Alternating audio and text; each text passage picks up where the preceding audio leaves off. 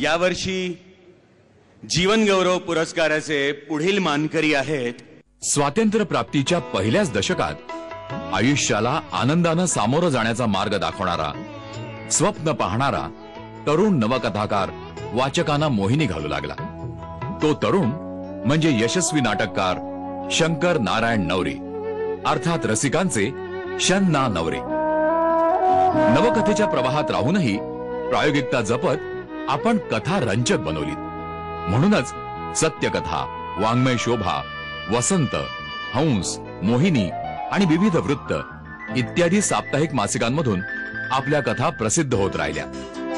मनाला स्पर्शून जाणाऱ्या घटना प्रसंगांनी भरलेल्या नवरसपूर्ण लिखाणामुळे आपण वाचकात लोकप्रिय झालात. कथांमधला रोमॅन्टिसिझम आणि भाबडेपणा आपण जपलात. याच काळात आपण ललित लेखन, नाटक आणि चित्रपट माध्यमाकडे वळलात. ज्येष्ठ साहित्यिक पुभा भावे, जयवंत दळवी या समकालीन लेखकांच्या कादंबऱ्यांना रंगभूमीची दारं खुली केलीत.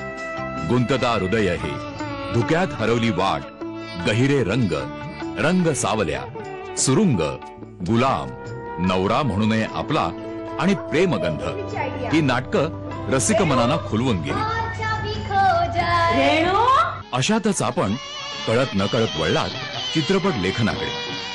सवत माझी लाडकी, पसंत आहे मुलगी, हेच माझं माहेर, तू तिथं मी यासारख्या चित्रपटांनी रसिकांचं लक्ष वेधून घेतलं. साहित्यिक कथाकार असूनही आपण नाटक, चित्रपट माध्यमही यशस्वीपणे हाताळलीत. नर्म विनोद, कथा प्राधान्यता, मध्यमवर्गीय संवेदनांची पक्की जाण आणि नाट्यतंत्रावरची हुकमत या बळावर आपण रसिकांना आपले गुलाम बनवलं. लोकांवरती यशस्वी नाटककाराभोवती जमलेल्या गर्दीला आपल्या गोष्टी वेळात हरवून टाकलं. शब्दकथनाच्या कल्पनेत गुंगवलं. आपल्या वैविध्यपूर्ण लिखाणातून जीवनावर सदैव प्रेम करण्याचा संदेश देणाऱ्या, माणसाला जगण्याचं बळ देणाऱ्या या यशस्वी नाटककाराला झी मराठीचा मानाचा मुजरा. हा पुरस्कार प्रदान करण्यासाठी मी ज्येष्ठ दिग्दर्शक राज दत्त यांना मंचावर आमंत्रित करतो. मी शन्नांना ही विनंती करतो की त्यांनी जीवन गौरव पुरस्काराचा स्वीकार करण्यासाठी मंचावर यावं.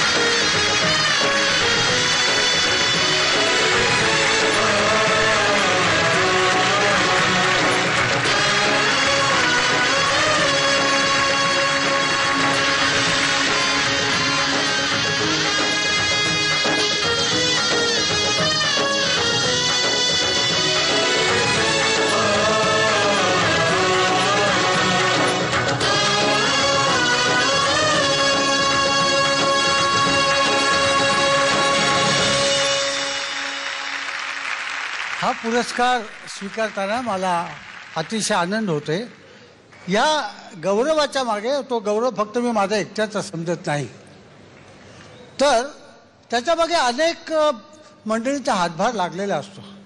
शंकर वैद्यांचा एक काव्यसंग्रह दर्शन नावाचा, तो काव्यसंग्रह अर्पण करताना त्यांनी 4 पानं लिहिलेली आहेत. त्या पानामध्ये त्यांनी कुणाकुणाला अर्पण करावं, ज्यांनी ज्यांनी त्यांच्या कवितेवर प्रभाव पाडला, ज्यांनी त्यांना कविता सुचवल्या, त्यांनी आपल्या शाळेला दिल्या, आपल्या गावाला दिल्या, शाळेच्या घंटेला दिल्या, घरातल्या पाळण्याला दिल्या, आपल्या घराच्या अंगणाला दिल्या आणि अंगणातल्या पारिजातकाच्या झाडाला सुद्धा त्यांनी आभार मानलेले आहेत. असं जर म्हटलं तर मला असं वाटलं, जेव्हा हा जाहीर झाला पुरस्कार तेव्हा मला शंकर वैद्यांची ती कविता आठवली, ते पुस्तक आठवलं आणि मग वाटलं की खरंच हा आपण म्हणतो आपला गौरव कुठे हा किती जणांचा आहे. माझ्या गावाचा सुद्धा आहे, जिथे मी लहानापासून आजपर्यंत तिथे राहिलो, तर ज्या गावावर माझं प्रेम आहे, ज्या गावाचं माझ्यावर प्रेम आहे, त्या गावाचा सुद्धा हा गौरव आहे असं मी मानतो.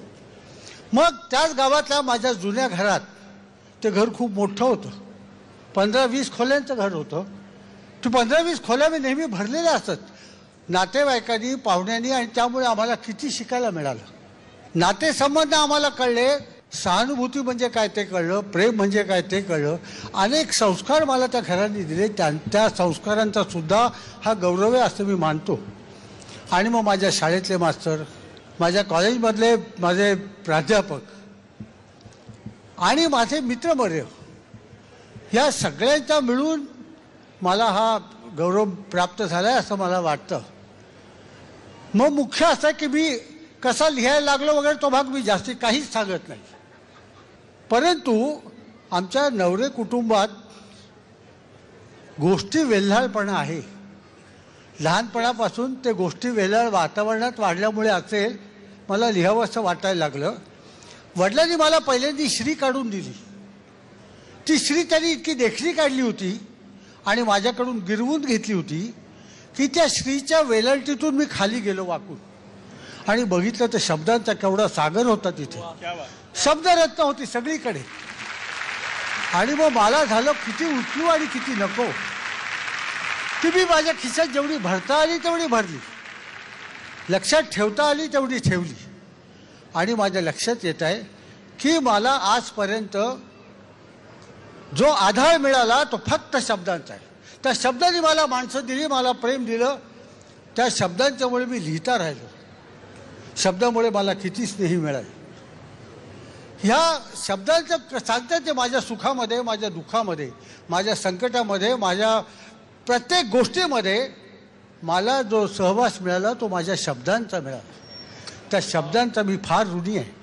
मग ते शब्द जेव्हा मी पहिल्यांदा कथा लिहिली, त्या कथेचं कौतुक करणे, कारण त्या माणसांची मला नावं घ्यावीशी वाटतात, घेतली पाहिजेत, ते माझं कर्तव्य आहे. हे माझ्यावरचे संस्कारित म्हणून सांगतो. तर राभी जोशी आणि श्यामशम रेगे यांनी माझं पहिलं कौतुक केलं. आणि मग मला असं वाटायला लागलं की हे शब्द घेऊन आपण या रस्त्याने चालायला लागावं.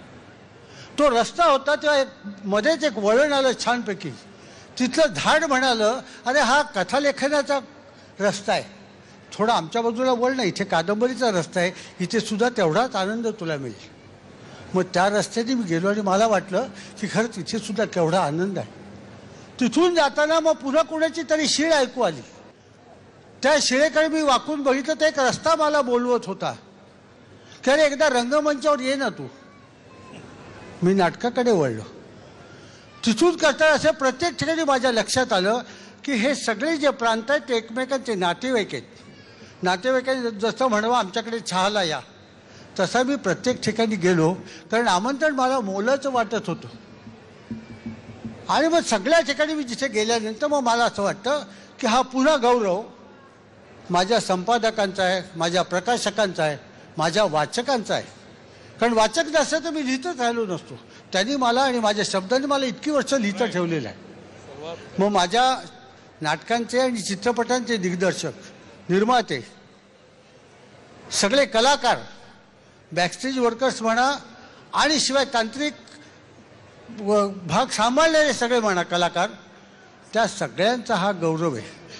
आणि दुसरी एक गोष्ट त्यात अशी आनंदाची म्हणजे की माझे आवडते कलाकार शाहीर साबळे, त्यांना जेव्हा हा पुरस्कार मिळतो त्यांच्या जोडीने मला मिळतोय, हा सुद्धा एक आनंदाचा मोठा भाग आहे.